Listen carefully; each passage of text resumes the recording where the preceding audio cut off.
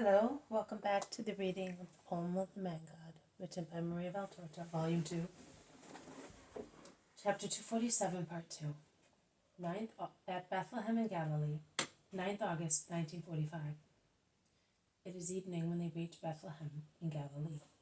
It is obvious that it is the destiny of towns with this name to lie on undulating hills covered with green woods, meadows where flocks graze, descending to the folds at night.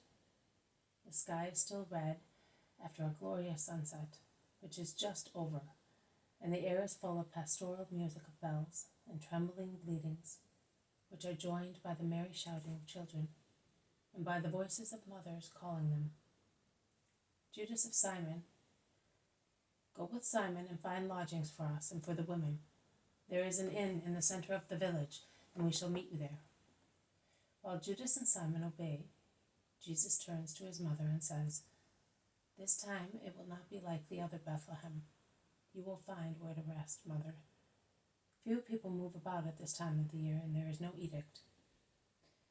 In this season it would be pleasant to sleep also on meadows, or amongst these shepherds and the little lambs." And Mary smiles at her son, and at some little shepherds who are staring at her curiously. She smiles in such a way that one of them touches another with his elbow and whispers to him, "It must be her," and he comes forward, sure of himself, saying, "Hail, Mary, full of grace, is the Lord with you?"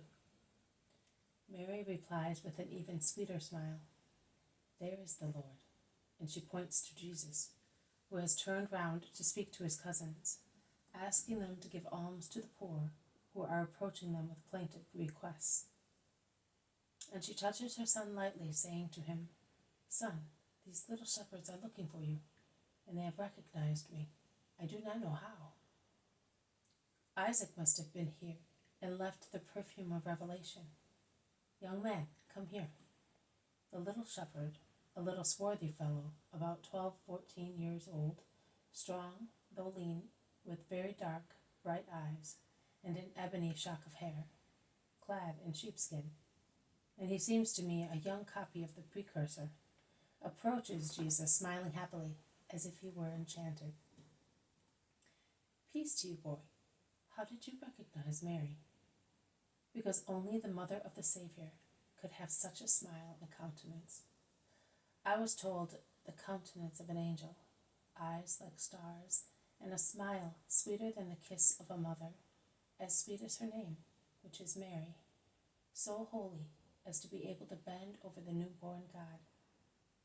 That is what I saw in her, and I greeted her because I was looking for you.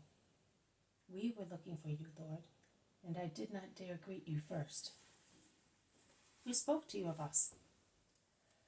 Isaac from the other Bethlehem, and he promised to take us to you in autumn. Was Isaac here? He is still in this area with many disciples, and he spoke to us shepherds, and we believed in his word. Lord, allow us to adore you, as our companions did on that blessed night." And while he kneels down on the dust of the road, he utters a cry to the other shepherds who have stopped their flocks at the gate of the town, gate to say, because it is not a walled town, where also Jesus had stopped, waiting for the women to enter the town together. The little shepherd shouts, "Father, brothers, friends, we have found the Lord. Come and worship him." And the shepherds come crowding with their flocks round Jesus, and they beg him not to go elsewhere, but to accept their poor house, which is not far, as a dwelling place for himself and his friends. "It is a wide fold," they explain, "because God protects us, and there are rooms and porches full of fragrant hay. The rooms are for mother and her sisters because they are women, but there is also one for you. Excuse me. The others can sleep with us in the porches, on the hay. I shall stay with you too, and I shall rest more pleasantly than if I slept in a king's room. But let us go and tell Judas and Simon first." "I will go, Master," says Peter, and he goes away with James of Zebedee. They stop on the side of the road, awaiting the return of the 4 apostles. The shepherds look at Jesus as if he were already God in his glory. The younger ones are really delighted, and they seem to be wishing to impress in their minds every detail of Jesus and Mary, who has bent to caress some lambs which are rubbing their heads against her knees and bleeding. Excuse me. There was one in the house of my relative Elizabeth, which used to lick my plates every time he saw me.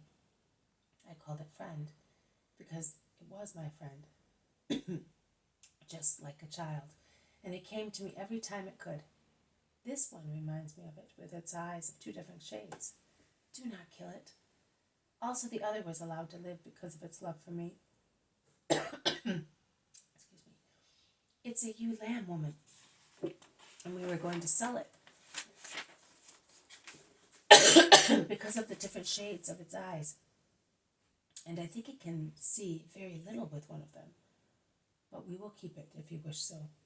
Oh, yes. I would not like any little lamb to be killed. They are so innocent, and with their childlike voices they seem to be calling their mothers. I would think I was killing a baby if I had to kill one of these. But woman, if all the lambs were to live, there would be no room for us on the earth, says the oldest shepherd. I know. But I am thinking of their pain, and of the pain of their mothers. They weep so much when their little ones are taken away from them. They look like real mothers, like us. I cannot bear to see anybody suffer, but it tears my heart to see a mother tortured. It is a different grief from any other, because the shock for the loss of a son tears not only our hearts and brains, but our very wombs. We mothers are always united to our sons, and it rends us completely when they are taken away from us. Mary no longer smiles, but tears shine in her blue eyes, and she looks at Jesus, who is listening to her and looks at her, while she lays a hand on his arm, as if she were afraid he might be torn away from her side. This has been a reading from the poem of the Man God, written by Maria Valtorta, Volume 2, Chapter 247, Part 1, At Bethlehem in Galilee. Thank you for listening. I will see you tomorrow. May God bless you, and may peace be with you.